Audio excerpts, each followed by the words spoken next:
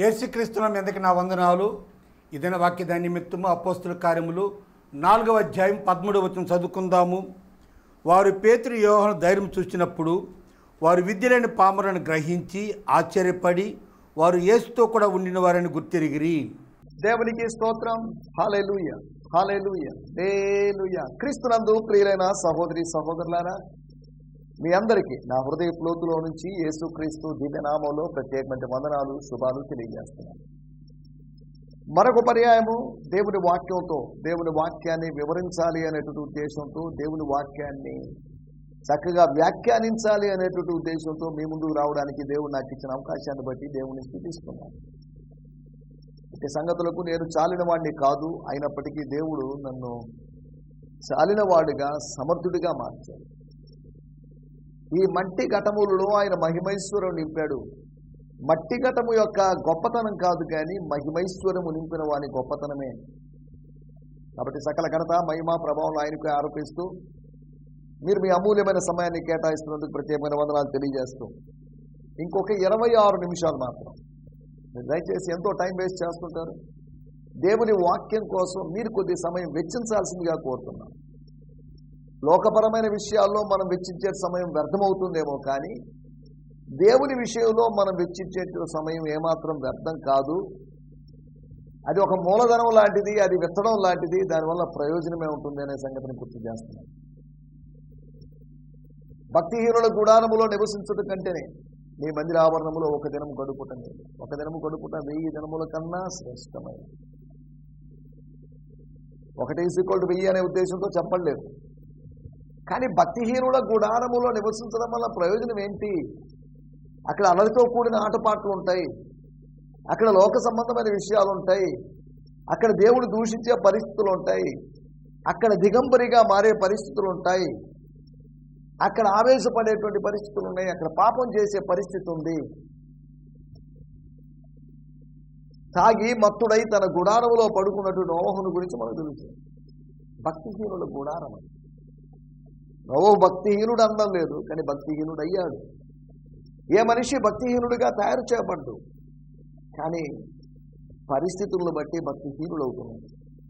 భక్తిని వృద్ధి చేసుకోకపోతే భక్తిహీనత, రక్తహీనత లాగా.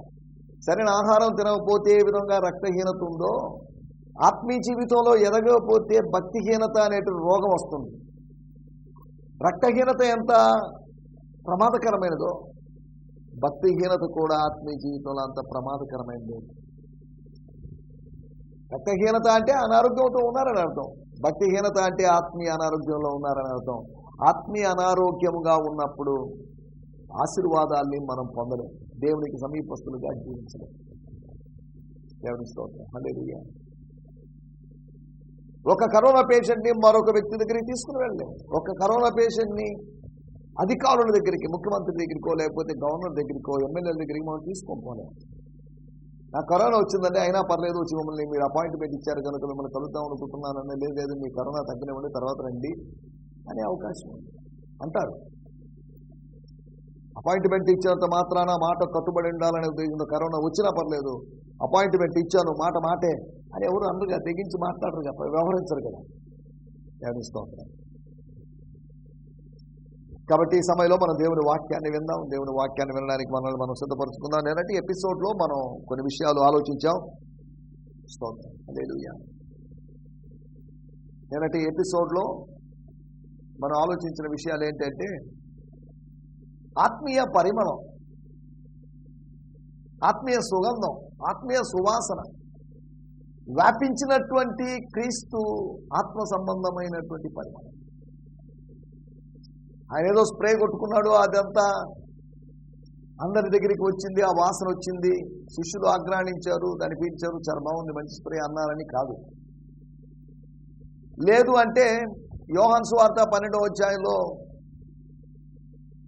తమ సహోదరుడైనటువంటి లాజరును బ్రతికించిన దానికి కృతజ్ఞతగా ప్రభువుకి ఏమి చెల్లించలేక అత్తరు పూసి కృతజ్ఞత వ్యక్తం చేసి ఒక విందును ఏర్పాటు చేసినటువంటి స్త్రీని గురించి మనం చూస్తున్నాం. ఆ అత్తరు పరిమళంతో ఆ ఇల్లు నిండుకుంది, అలుముకుంది, ఆ వాసన అంతా ఆవరించేసింది, స్ప్రెడ్ అయిపోయింది. మామూలుగా ఉన్నప్పుడు స్ప్రెడ్ కాంది, వ్యాపించండి, ఫ్యాన్ వేయడం వల్ల ఇంకా వ్యాపించినట్లుగా. పొగ గదిలోకి వచ్చింది, వంటగదిలో వచ్చి అక్కడి నుంచో. అంటే ఇప్పుడు పొగ వచ్చే అవకాశం లేదులేండి, గ్యాస్లు వచ్చేసరికి, కరెంట్ స్టవ్లు లేకపోతే పొయ్యిలు వచ్చేసరికి. పాత రోజుల సంగతి. ఈ ఫ్యాన్ గాలి వలన ఇంకా అది స్ప్రెడ్ అవుతుంది. స్ప్రెడ్ అయిపోసేపటికి అది బలహీనం అయిపోతుంది, అది వేరే విషయం.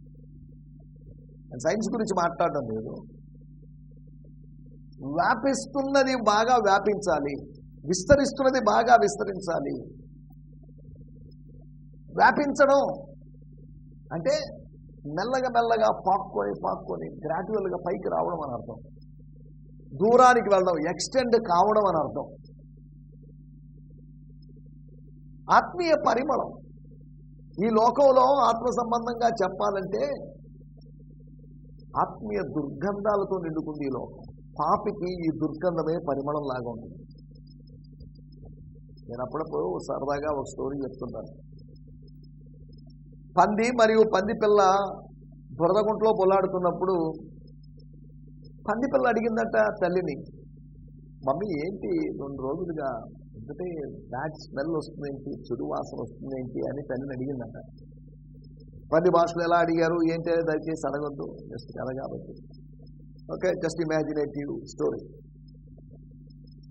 అప్పుడు ఆ తల్లి పంది చెప్పిందంట, ఆ మదర్ పిగ్ చెప్పిందంట, ఈ పనికిమాలోళ్ళు మనుషులు ఈ మధ్య సెంట్ ఫ్యాక్టరీ పెట్టారు, దాని వాసనకి తట్టుకోలేకపోతున్నాం, గబ్బు భరించలేకున్నాం అని చెప్పింది. తాము ఉన్నటువంటి బురద వాసన వాటికి మంచి వాసన, కానీ సెంటు వాసన దుర్వాసన. నశించిపోతున్న వారికి రక్షించబడుతున్న వారికి తేడా ఉంది. నశించిపోతున్న వారి యొక్క రుచులు, రక్షించబడుతున్న వారి యొక్క రుచులు, అభిరుచులు తేడాలు ఉంటాయి. అందరూ ఒకే విధమైన అభిప్రాయంలో ఉండరు. ఆత్మీయ పరిమళము వీయాలి. బాగా పూసినటువంటి తోట లేకపోతే చెట్ల మీద నుంచి వచ్చే గాలి, ఆ పుప్పడి రేణువులను తీసుకుని వచ్చినప్పుడు మనకు వీసేటువంటి మన ముక్కు పుట్టల్లో తాకేటువంటి పరిమళం చూడండి, మంచి పూల వాసన వస్తుందండి అని దాన్ని మనం ఆస్వాదిస్తాం. మంచి వాసన ఆస్వాదిస్తాం. అదే సమయంలో దుర్వాసన వచ్చిందనుకోండి అని ముక్కులు మూసేసుకుంటాం. ఆత్మీయ పరిమళం 4 విధాలైనటువంటి ఆత్మీయ పరిమళం గురించి చెప్పుకున్నాం. సొలొమోను చెప్తుంది సొలొమోను గురించి అయినా లేకపోతే కాపరి గురించి అయినా, అక్కడ 2 వ్యక్తులు ఉన్నారని, సొలొమోను ఆమెను ప్రేమించాడని ప్రేమించలేదని వేరే విషయాలు ఉన్నాయి. కానీ ఆమె మాత్రం కాపరి అనబడినటువంటి ఒక అన్నోన్ క్యారెక్టర్ని ప్రేమించిందని, వాళ్ళిద్దరి మధ్య ప్రేమ ఉందని, సొలొమోను చూపుతున్న ప్రేమ కాదని, ఇలా మనం వ్యామోహానికి గురి చేశాడు లేకపోతే ప్రలోభ పెట్టాడు, అయినప్పటికీ లొంగకుండా నావాడు అతడే అని ఏమో చెప్పుకోవడం, వీటన్నిటి మనం చూస్తున్నాం. పాయింట్ ఏంటంటే ఆమె చెప్తున్నటువంటి మాట, నీ నామము పోయబడినటువంటి పరిమళ తైలం. ఆ పేరంటే ఏదో మరి, ఆ పేరు వినబడగానే ఏదో మనసులో పులకరించాలి. యేసు అనేటువంటి నామ ఉచ్చారణ జరగానే సాతాను సామ్రాజ్యంలో కదలికలు, యేసు అనేటువంటి నామ ఉచ్చారణ జరగానే దైవరాజ్యంలో కూడా ఏవో ఆత్మ సంబంధమైన కదలికలు, సంతోషం, సందడి, ఆత్మీయ సందడి, ఆత్మీయ కోలాహలం. కిందన్న లోకంలో, పాతాళ లోకంలో కలవరం, కానీ దైవలోకంలో యేసు అనే పేరు వినగానే ద నేమ్ ఆఫ్ జీసస్. అందుకనే భక్తుడు పాట రాశాడు, యేసుని నామమును ఉచ్చరింపగానే సాతాను సైన్యము వణకుచున్నది. వాస్తవమే, సాతాను సైన్యానికి భయం, దెయ్యములు నమ్మి వణుకుచున్నవి అని దేవుని వాక్యంలో రాయబడింది. యాకోబు పత్రిక 2వ అధ్యాయం. అవును, నమ్మి వణుకుతున్నాయి. మనం నమ్ముతున్నాం, వణకడం లేదు, కానీ అవి నమ్మి వణుకుతున్నాయి. కానీ ఏం లాభం? నమ్మి వణికినప్పటికీ అవి మారు మనసు పొందలేదు, పశ్చాత్తాపడలేదు. మనకు అలా కాదు, మనం నమ్ముతున్నాం, పశ్చాత్తాపడుతున్నాం. కొన్నిసార్లు వణికి కూడా పశ్చాత్తాపడే వాళ్ళు ఉన్నారు. అలా ఉనికి పశ్చాత్తాపడితే మనం ఆత్మ సంబంధంగా ఉనికి కలిగి ఉంటాం, లేదా ఉనికిని కోల్పోతాం. దేవుని స్తోత్రం. క్రీస్తు నామ పరిమళం, ఆత్మకు అర్థమయ్యేటువంటి ఆ పరిమళం, ఆత్మకు గోచరమయ్యేటువంటి ఆ పరిమళం. క్రీస్తు నామము పోయబడిన పరిమళ తైలము బాటిల్లో ఉంది.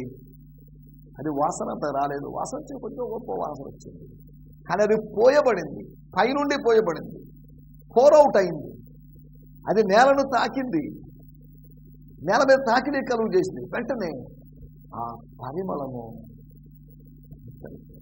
ఏ విధంగా పొగ ధూపము ఏ విధంగా పైకి లేస్తుందో ఆ విధంగా పరిమళం మెల్లగా ఆ గదిలో వచ్చిన వారి, అక్కడికి వచ్చిన వారి ముక్కుపుటలు తాకు. క్రీస్తు నామ పరిమళం అని. రెండోది క్రీస్తు యొక్క జ్ఞాన పరిమళం, the fragrance of the knowledge of Christ. క్రీస్తు యొక్క నామం, ఓకే, క్రీస్తు యొక్క జ్ఞానం, సువార్త జ్ఞానం, దైవ జ్ఞానం. క్రీస్తు దేవుని జ్ఞానమై ఉన్నాడు, దేవుని బుద్ధి అయి ఉన్నాడు, దేవుని సర్వసంపదలై ఉన్నాడు. బుద్ధి జ్ఞానముల సర్వసంపదలు ఆయనలో గుప్తమై ఉన్నాయి, అంటే దాచబడి ఉన్నాయి, ఆయనలో ఉన్నాయి, ఆయన లోపల ఉన్నాయి, ఆయనలో డిపాజిట్ చేయబడ్డాయి. దేవుని స్తోత్రం, హల్లెలూయా. మూడోది క్రీస్తు యొక్క జీవపు వాసన, the fragrance of the aroma of the life of Jesus. మరణపు వాసన కాదు, ఈ జీవపు వాసన. దేవుని స్తోత్రం, హల్లెలూయా. అది ఆత్మ, చచ్చినటువంటి ఆత్మ, చావడానికి సిద్ధమైన ఆత్మను కూడా బ్రతికించగలిగేటువంటి వాసన, ఫ్రాగ్రెన్స్. నాలుగోది క్రీస్తు యొక్క బలి, లేకపోతే క్రీస్తు యొక్క సిలువ, క్రీస్తు యొక్క త్యాగం, క్రీస్తు యొక్క మరణం, క్రీస్తు యొక్క అర్పణ. క్రీస్తు తనను తాను అర్పించుకున్నాడు, దాని యొక్క సువాసన. ఇది ఎందుకు చెప్పుకున్నామంటే ఆయనను ఇది ప్రజలలో ఇంకను వ్యాపింపకుండుటకై, విస్తరింపకుండుటకై, స్ప్రెడ్ కాకుండా డిఫ్యూజ్ కాకుండా ఉండడం కోసమని. దీని గురించి మనం నిన్న మాట్లాడుకున్నాం. దేవుని స్తోత్రం, హల్లెలూయా. దయచేసి జ్ఞాపకం చేసుకోండి, మన ముందు ఒక ఉజ్జీవ కూడిక ఉంది. ఆ ఉజ్జీవ కూడికి మిమ్మల్ని ప్రేమపూర్వకంగా ఆహ్వానిస్తున్నాం. స్తోత్రం, హల్లెలూయా. ప్రతి నెల 2వ వారం కానీ 3వ వారం కానీ, మరి వీలు గారి పరిస్థితుల్లో 4వ వారం, అనగా మోస్ట్లీ 3వ వారమే మేము ఏర్పాటు చేస్తున్నాం. ఉజ్జీవ కూడికి మిమ్మల్ని ప్రేమపూర్వకంగా ఆహ్వానిస్తున్నాం. కాబట్టి ఆ ఉజ్జీవ కూడికలో నేను మరొక దేవజనులు వాక్య పరిచయం చేస్తాం కనుక ఈ మంచి అవకాశాన్ని మీరు వినియోగించుకోవాల్సిందిగా మిమ్మల్ని ప్రేమపూర్వకంగా కోరుతున్నాం. జూన్ నెల 22వ తేదీ టౌన్ హాల్లో, విఆర్సీ గ్రౌండ్ పక్కన అక్కడ జరిగేటువంటి ఉజ్జీవ కూడికి మిమ్మల్ని అందరినీ ప్రేమపూర్వకంగా ఆహ్వానిస్తున్నాం. ఏదో పబ్లిసిటీ కోసమో లేకపోతే ఆర్థిక వనరుల యొక్క సమీకరణ కోసం కాదు. దేవుని నామాన్ని మహిమపరచాలి. కొద్దిమంది వచ్చినా దేవుని నామాన్ని మహిమపరచాలి, దేవుని నామానికి మహిమ కలవాలి, దేవుని వాక్యాన్ని, సత్యవాక్యాన్ని సరిగా విభజించాలి అనేటువంటి ఉద్దేశంతో అక్కడ కూడికలు ఏర్పాటు చేస్తున్నాం. కనుక ఆ కూడికలో పాల్గొని దేవుని పొందాల్సిందిగా మిమ్మల్ని ప్రేమపూర్వకంగా కోరుకుంటున్నాం. ఈ సమయంలో మనం దేవుని వాక్యాన్ని ధ్యానించుకుందాం. ఈ దినము కొరకై ఏర్పాటు చేయబడిన లేఖన భాగము, అనగా మూలవాక్యము అపోస్తుల కార్యములు 4వ అధ్యాయము 13వ వచనం. అపోస్తుల కార్యములు 4వ అధ్యాయము 13. వారు పేతురు యొక్కయు మరియు యోహాను యొక్కయు, పేతురు యొక్క ధైర్యము మరియు యోహాను యొక్క ధైర్యము చూసినప్పుడు ధైర్యము చూశారు, కానీ వాళ్ళకు ఒక గ్రహింపు కలిగింది. ధైర్యాన్ని గురించిన గ్రహింపు కలిగినప్పుడు వారి యొక్క అజ్ఞానము లేకపోతే వారికి విజ్ఞానము లేకపోవడం అనేటువంటి విషయం కూడా గ్రహించి, అంటే విద్య ఉంటే ధైర్యం ఉంటుందని వాళ్ళు భావించారు. విద్యకి వీరత్వానికి సంబంధం లేదు. చదువు లేని వాళ్ళు ఎవరు ధైర్యంగా లేరా ఏంటి? చదువు ఉన్నోళ్ళు పిరికోళ్ళుగా మారిపోతున్నారు, కానీ చదువు లేని వాళ్ళే ధైర్యవంతులుగా ఉన్నారు. పల్లెటూరులో వాళ్ళు అక్కడెక్కడ రాత్రులు ఎక్కడెక్కడ తినగలరు, కానీ చదువుకున్న వాళ్ళు తినగలరు. పాము వస్తుందని, అది వస్తుంది, ఇది వస్తుందని ఏదో భయపడిపోతుంటారు. అక్కడ రాయబడ్డ మాటలు ఆశ్చర్యపడి వారు యేసుతో కూడా ఉండిన వారు. ఓహో, ఆ 12 మంది ఎంతమంది ఉన్నారండి? 70 మంది దాకా ఉన్నారు సార్. తర్వాత మళ్ళీ 12 మంది అయినట్టున్నారు. 12 మందిలో ఒకడు మన గ్రూప్కి వచ్చాడు, ఆయన అప్పగించేశాడు కదా. మీరు యేసుతో కూడా ఉన్నవారు. యేసుతో కూడా ఉన్నటువంటి యూదా ఇస్కరియోతుకు ఆ ధైర్యం రాలేదు. 11 మందికి ధైర్యం వచ్చిందని మనం చెప్పలేము. 11 మందిలో 2 ధైర్యాన్ని చూశారు. అలాగని మిగతా 9 మందికి ధైర్యం లేదని కాదు, ధైర్యం ఉంది. ఆ ధైర్యము ప్రదర్శించబడిన సందర్భం, ఆ ధైర్య ప్రదర్శనకు ఒక సందర్భం రావాలి. ఇప్పుడు సందర్భం వచ్చింది, వాళ్ళ ఎదురు నిలబడ్డప్పుడు డిసప్పాయింట్ అయిపోయి నిరాశ చెంది నిస్పృహతో అధైర్యంగా మమ్మల్ని కొడతారేమో, మమ్మల్ని చంపుతారేమో అని మళ్ళీ చంపినా పర్లేదు, కొట్టినా పర్లేదు. We don't mind, we never mind. మాకు ఇదేం పెద్ద విషయమేం కాదు, నో ప్రాబ్లం. మా ప్రభువు మాకు ముందే చెప్పాడండి, నన్ను ఇలా చేశారు కాబట్టి మిమ్మల్ని ఇలా చేస్తారు. పచ్చి మానై నాకు ఇలా చేశాను, ఎండిన మానవులు లాంటి మీకు ఇంత చేస్తారు కాబట్టి మీరు దేని గురించి, లోకంలో మీకు శ్రమ కలుగును, ఆయన ధైర్యం తెచ్చుకోండి అని చెప్పాడు. ఇదొక శ్రమ కాబట్టి నో ప్రాబ్లం. మా ప్రభు చెప్పింది జరుగుతుంది, మా ప్రభు చెప్పిన ప్రవచనం నెరవేరుతుంది కాబట్టి నో ప్రాబ్లం అన్నట్టుగా వాళ్ళు వివరించారు. దేవుని స్తోత్రం, హల్లెలూయా. కనబడినటువంటి ధైర్యం, కనబడని ధైర్యం కాదు. ధైర్యం సందర్భాల్లో, ప్రతికూల పరిస్థితుల మధ్యలో ప్రభు బిడ్డల గుండెల్లోంచి ధైర్యం కనిపించాలి. నిప్పరంగా ఉండాలి. భారము లేని వారై, భీతి లేని వారై, భయము లేని వారై దేవుని బిడ్డలు. సామెతల గ్రంథంలో 31వ అధ్యాయంలో మంచి స్త్రీని గురించి చెప్పిన సందర్భంలో ఆమె రాబోవు కాలం విషయమే నిర్భయంగా ఉంటుంది. తన భవిష్యత్తును చూసి తాను నవ్వుకుంటుంది. She laughs at her future. ఆమె నిర్భయముగా ఉండును అని మన తెలుగు బైబిల్లో రాయబడింది, ఇంగ్లీష్ రాయబడింది she laughs at her future. భవిష్యత్తు అని ఆమె నవ్వుకుంటుంది. భవిష్యత్తులో దేవుడు నన్ను ఆశీర్వదిస్తాడు, నా భవిష్యత్తు బాగుంటుంది. కానీ భవిష్యత్తు గురించి నేను ఆశపడాల్సిన అవసరం లేదు, కంగారపడాల్సిన అవసరం లేదు. మన కాలగతులు ప్రభు చేతిలో ఉన్నాయి కాబట్టి మనం దేని గురించి ఆలోచన. ఈ రోజుల్లో మనకు స్ట్రగుల్ ఉండొచ్చు, రేపు స్ట్రగుల్ ఉంటుందో లేదో చెప్పలేము. పోరాటాలు ఈ రోజు ఉండొచ్చు, రేపు ఉంటే లేదు మరి చెప్పలేము. సాయంకాలం ఏడుపు వచ్చి రాత్రి అంతా ఉండొచ్చు, ఒకవేళ ఉదయం కూడా ఉండొచ్చేమో. కానీ ఏదో ఒకరోజు నీకు సంతోషం వస్తుంది. ఏడవగలిగినంత శక్తి కలిగినంత, ఇంకా శక్తి లేనంత మట్టుకు ఏడ్చారు. ఇంకా నెక్స్ట్ ఏంటి, తర్వాత ఏం జరిగింది, నవ్వగలిగినంత మట్టుకు వాళ్ళు నవ్వారు. ఏడవగలిగినంత నువ్వు ఏడిస్తే నవ్వగలిగినంత నవ్వుతావు. నీ నోటి నిండా నవ్వు ఉంటుంది. ఇది కళా నిజమా, దేవుడు నాకు ఇలా శక్తి, నన్ను ధైర్యపరిచాడు, నన్ను బలపరిచాడు, నేను పోగొట్టుకున్న సమస్తమును తిరిగి సంపాదించుకున్నానని దావీదు నోటి నిండా దేవుడు నవ్వును కలుగు చేశాడు.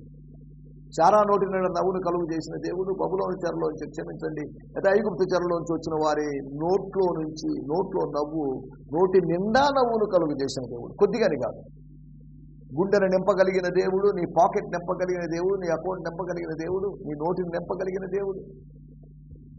నిన్ను తన ఆత్మతో, నీ ఆత్మను తన ఆత్మతో, తన పరిశుద్ధాత్మతో, తన ప్రేమతో నింపగలిగిన దేవుడు. నిన్ను నింపగలడు.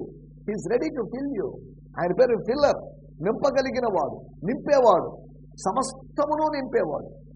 ఖాళీ సమస్తమును నింపాలంటే సమస్తము శూన్యంగా ఉంటే నింపొచ్చు, సమస్తము సమృద్ధితో అంచుల మట్టుకు నిన్నట్లుగా ఉంటే నింపబడే అవకాశం లేదు. దేవుని స్తోత్రం, హల్లెలూయా. వాళ్లకు కనబడిన ధైర్యం 4 విధాలుగా కనబడిండొచ్చు. ఒకటి, వారి సమాధానాన్ని బట్టి, సమాధానంలో కనబడింది, వాళ్ళ ప్రత్యుత్తరంలో కనబడింది, వాళ్ళ ఆన్సర్లో కనబడింది. వాడిచ్చిన ఆన్సర్ పిరికితనంగా భయంతో చెప్పింది కాదు, తెగింపుతో కూడింది. పోతే పోయింది, ఎటాకు మమ్మల్ని చంపేస్తారు, జైల్లో మళ్ళీ వేస్తారు, నో ప్రాబ్లం. నిన్న రాత్రి జైల్లో ఉన్నాం, అనేక రాత్రులు జైల్లో ఉండడానికి మేము సిద్ధమే. జైలు అంటే మాకు భయం లేదు. ప్రార్థిస్తున్న సంఘస్థులు బెయిల్ ఇప్పిస్తారని కాదు. అక్కడ ఉన్న వాళ్ళు, కన్వర్ట్ అయిన వాళ్ళు, గ్రీసు దేశస్తులో, యూదులో, లేదా యాజకుల వర్గంలో వాళ్ళు ఎవరొకరు హెల్ప్ చేస్తారని అని కాదు. ఎవరు హెల్ప్ చేస్తారో తెలియదు, కానీ ఒకటి మాత్రం వాస్తవం, దేవుడు మాత్రమే వాళ్ళకి హెల్ప్ చేస్తాడు. నీకు ఒకళ్ళ పరిచయాలు ఉండొచ్చు, వందలాది పరిచయాలు ఉండొచ్చు, పెద్ద పెద్ద వాళ్ళు తెలిసి ఉండొచ్చు, రికమెండేషన్ చేయగలిగేటువంటి పొజిషన్లో ఉండొచ్చు, కానీ సహాయం మాత్రం దేవుని దగ్గర ఉంటుంది. కొండల తట్టున కనులెత్తుచున్నాను, నాకు ఎక్కడి నుంచి సహాయం వస్తుంది? దేవుని స్తోత్రం, హల్లెలూయా. నా సహాయం ప్రభు దగ్గర నుంచి, హల్లెలూయా. మన సహాయం ప్రభు దగ్గర నుంచి కావాలి. దేవుని స్తోత్రం, హల్లెలూయా. రెండోది, ప్రార్థనలో కనబడిన ధైర్యం. మరలా ప్రభు కొంతకాలం మేము గ్యాప్ తీసుకుంటాం, బ్రేక్ తీసుకుంటాం, స్వార్థ ప్రకటించం, బెదిరించారు కదా, ఇక చెప్పకూడదు అన్నారు కదా. ఈ ప్రధాన యాజకులు పోయిన తర్వాత వేరే ప్రధాన యాజకులు వచ్చినప్పుడు అప్పుడు చేస్తాం. ఈ దేవాలయపు అధిపతి మారి వేరొక దేవాలయపు అధిపతి వచ్చినప్పుడు నో చెప్పేది చెప్పేదే, చేసేది చేసేదే, తగ్గేదే లేదు. ఏమాత్రం కాంప్రమైజ్ లేదండి. హల్లెలూయా. ప్రార్థనలో కనబడే ధైర్యం. ధైర్యం ఉందా అంటే ఉంది. ఆయనను బట్టి కలిగిన ధైర్యము, దేవుని బట్టి కలిగిన ధైర్యం. మనకు దేవుని బట్టి ధైర్యం కలగాలి. డబ్బును బట్టి ధైర్యం కాదు. నాకు ఎమ్మెల్యే తెలుసండి అనే ధైర్యం కాదు. కలెక్టర్ నాకు బాగా పరిచయం అయింది అనే ధైర్యం కాదు. వీళ్ళెవ్వరున్నా లేకపోయినా దేవుడు నాకు. ఇదే మా ధైర్యం. This is our confidence that we know the creator. We have communication with our creator. నా సృష్టికర్తతో నేను ఎప్పుడైనా మాట్లాడవచ్చు. కలెక్టర్కి ఫోన్ చేస్తే ఎత్తుకోవడం లేదో, మరి కలెక్టర్ నెంబర్ దొరికే అవకాశం లేదు. ముఖ్యమంత్రికి ఫోన్ చేస్తే ఆయన ఎత్తుకోవడం లేదో, మరి తెలియదు ముఖ్యమంత్రి నెంబర్ దొరికే అవకాశం లేదు. అలాగని కాదు, నేను ప్రార్థనలో మాట్లాడితే నన్ను పలకరించే దేవుడు, నా ప్రార్థనకు జవాబిచ్చే దేవుడు, నా ప్రార్థనకు ఆమెను పలికే దేవుడు, నేనున్నానని ఉత్తరం ఇచ్చేటువంటి దేవుడు. దేవుని స్తోత్రం. హల్లెలూయా. మూడోది, సమిష్టిగా ఉంచుకోవడంలో వాళ్ళ ధైర్యం చూడండి. సమిష్టిగా ఉంచుకోవాలంటే కష్టం. ఉంటాయి, ఒక దగ్గర 10 లక్షలు ఉంటాయి, ఒక దగ్గర 50 లక్షలు ఉంటాయి. ఈ 10 లక్షలు 50 లక్షలు కలిపినప్పుడు 60 లక్షలు అయింది. 60 లక్షలు పంచుకున్నప్పుడు 10 లక్షలు అతనికి ఇంకా 20 లక్షలు వచ్చాయి. ఈ 50 లక్షలు అతనికి 20 లక్షలు నష్టపోయాయి. నష్టపోవడానికి వాళ్ళు సిద్ధంగా ఉన్నారు. సమానత్వంగా ఉండడానికి వాళ్ళు ఇష్టపడ్డారు. ఆర్థిక అసమానతలు దేవుడు తొలగించేశాడు. అందరూ ఐశ్వర్యవంతులు కావాలనే కాదు, సమిష్టిగా ఉంచుకోవడంలో వాళ్ళ ధైర్యం. మేము కష్టపడి సంపాదించిందండి, మా తాత ముత్తాతల కాలం నుంచి వచ్చిందండి, వాడెవడికో సమానంగా వచ్చేటు మనసులు ఏంటి? నో, అలా ఇలా ఆస్తిపాస్తులు అమ్ముతున్నారంటే నెక్స్ట్ జనరేషన్, తర్వాతి తరము అనగా కుమారులు కుమార్తెలు, వాళ్ళ యొక్క సమ్మతం కూడా ఉంది. వాళ్ళ యొక్క సమ్మతంతో ఇవన్నీ జరిగాయి. వాళ్ళు కూడా ప్రభావితమైపోయారు. అప్పుడున్న జనాంగము, తర్వాత ఉన్న జనాంగము, అప్పుడున్న జనాంగము, వారి యొక్క సంతానము, వీళ్ళందరూ ప్రభావితులయ్యారు సువార్తకి, వాక్యాలు. ఒకటి సమాధానంలో కనబడిన వారి ధైర్యం. రెండోది సృష్టికర్తతో సంబంధంలో కనిపించినట్లు ధైర్యం, అనగా ప్రార్థనలో కనిపించిన ధైర్యం. స్తోత్రం. మూడోది సంపద అంతా సమిష్టిగా ఉంచుకోవడంలో. మేమందరం సహోదరులు, మేమందరం ఒక ఫ్యామిలీ అండి. ఇంతకుముందు వేరు వేరు ఫ్యామిలీస్ అనుకున్నాం, మాకు ఇప్పుడు అర్థమైంది వీఆర్ వన్ ఫ్యామిలీ. మేమంతా ఒక్క కుటుంబం, వీఆర్ వన్ ఫ్యామిలీ. దేవుని బిడ్డలారా, మనమందరం ఒకే ఫ్యామిలీ. అలాగని అందరూ ఒక చోట ఒక కమ్యూనిటీ హాల్లో ఉండి అందరూ వండుకొని అందరి కోసం ఒకరే వండాలి, అందరు తినాలని కాదు. ఈ కమ్యూనిస్టిక్ లేకపోతే ఈ సమానత్వపు భావన బాగానే ఉంది, కానీ ఇది సాధ్యమయ్యే విషయం కూడా కాదు. అసమానతలు ఉన్నప్పటికీ కూడా సమానతలు కలిగి మనం ముందుకు సాగాల్సిన అవసరం ఉంది. హల్లెలూయా. మనం ఆలోచిస్తున్న విషయాలు. 4వ విషయం, అపోస్తల కార్యములు 5వ అధ్యాయము 41వ వచనంలో మనం చెప్పుకున్నాం, వారి సమాధానంలో ధైర్యం కనిపించిందని. అపోస్తల కార్యములు 4వ అధ్యాయం 20వ వచనాన్ని ఆధారంగా చేసుకొని, వారి యొక్క ప్రార్థనలో కనిపించిందని 4వ అధ్యాయం 30వ వచనాన్ని ఆధారంగా చేసుకొని, వారు సమిష్టిగా ఉంచుకోవడంలో వాళ్ళ ధైర్యం కనబడిందని 4వ అధ్యాయం 32వ వచనంలోనూ, 5వ అధ్యాయము 41వ వచనం మనం గమనించినట్లయితే, ఆ నామము కొరకు, యేసు నామము కొరకు, తమను రక్షించిన నామము కొరకు, యేసు అనేటువంటి శ్రేష్టమైన నామము కొరకు, ఘనత పొందుట కొరకని కాదు, అవమానము పొందుట కొరకు, ఆ నామము కొరకు, యేసు అనే నామము కోసం. వాళ్ళ తల్లిదండ్రుల పేరు నిలబెట్టడం కోసం కాదు, వాళ్ళ కులనామం కోసం కాదు, వాళ్ళ ఇంటి పేరు కోసం కాదు, ఆ నామము కొరకు, యేసు అనే నామము కొరకు అవమానము పొందుటకు పాత్రులము, యోగ్యులము. మమ్మల్ని కూడా పాత్రులుగా ఎంచారా? యేసు ప్రభు పడినటువంటి శ్రమలలో మమ్మల్ని పాలిభాగస్తులుగా చేస్తున్నారనేటువంటి భావంతో వాళ్ళకి అండర్స్టాండింగ్ చూడండి, వాళ్ళ పాజిటివిటీ చూడండి. వారు సంతోషించుతూ మహాసభ ఎదుటి నుంచి వెళ్ళిపోయి ఏం చేశారట? ప్రతిదినము దేవాలయంలో ఇంటి మానక బోధిస్తూ యేసుక్రీస్తును బోధించుతూ ప్రకటిస్తున్నారు. ఏం చేసి ఊరుకున్నారు వాళ్ళు? కొద్ది రెస్ట్ తీసుకుందామని అనుకున్నారా? నో, ప్రకటించేది చెప్పేది. ఎన్ని బెదిరింపులున్నా, ఎన్ని ఆజ్ఞలున్నా, మా కోసం కొత్త ఆజ్ఞలు జారీ చేయబడ్డా, కొత్త శాసనాలు చేయబడ్డా మాత్రం నేను వినేది లేదు, పట్టించుకోలేదు. We're not under Roman government, we're under heavenly government. మేము పరలోకపు ప్రభుత్వం కింద ఉన్నాము అన్నట్టుగా వాళ్ళు వివరించారు. మేము పరలోక పౌరులం అన్నట్టుగా వివరించారు. మేము యెరూషలేం పౌరులమనో, అక్కడ పౌరులమనో, యూదయ పౌరులమనే ఉన్నా మా పౌరస్థితి పరలోకమందు ఉందండి. మాకు ఇప్పుడు అర్థమైంది, మా కళ్ళు ఇప్పుడు తెరవబడ్డాయి. So we're accountable to heaven, we're accountable to God, we're not accountable to the temple police or temple leader. దేవాలయ అధిపతికి కానీ, ప్రధాన యాజకులకు కానీ, లేదా వీళ్ళకి మేము సమాధానం చెప్పాల్సిన అవసరం లేదు. అధికారం ఉంటే ఉండొచ్చండి. అలాగనే మా మీద పెత్తనం చేస్తే, మమ్మల్ని కంట్రోల్ చేస్తే, మమ్మల్ని నియంత్రిస్తే మేము ఒప్పుకోం అన్నది వాళ్ళ వ్యవహారం. సో వారి సంతోషంలో వాడి ధైర్యం కనిపించింది. బాధపడుతూ ఎంత కొట్టారు నాయన, మరీ ఘోరంగా కొట్టారు, అరిచాము, కేకలు పెట్టాము, దయగలగలేదు, మానవత్వం లేదు, రాక్షసులు వాళ్ళు అని వాళ్ళ గురించి అన్నమాట. అన్ని భరించడం కష్టం, అయినప్పటికీ భరించాలి. శ్రమలు భరించడం కష్టమే, అయినా శ్రమలు భరించాలి. మన ప్రభు భరించాడు కాబట్టి మనం వాటిని భరించాల్సిన అవసరం ఉంది. హల్లెలూయా, హల్లెలూయా. మనం ఆలోచిస్తున్నట్టు విషయాలు ఆత్మీయుల లేదా ఆత్మీయ సేవకుల లేదా అపోస్తలుల యొక్క లేదంటే పేతురు యోహానుల యొక్క ధైర్యము 4 విధాలుగా కనబడింది. హల్లెలూయా. ఒకటి, వాళ్ళ సమాధానం చెప్పడంలో కనిపించింది. రెండోది, వాళ్ళు సేవిస్తున్నటువంటి దేవునితో సంబంధంలో కనిపించింది. మూడోది వచ్చేసి వారు సమిష్టిగా దేవుని ప్రజలతో సమిష్టిగా కలిగి ఉండడానికి, సహ క్రైస్తవులతో సహ విశ్వాసులతో సమిష్టిగా ఉంచుకోవడాన్ని బట్టి,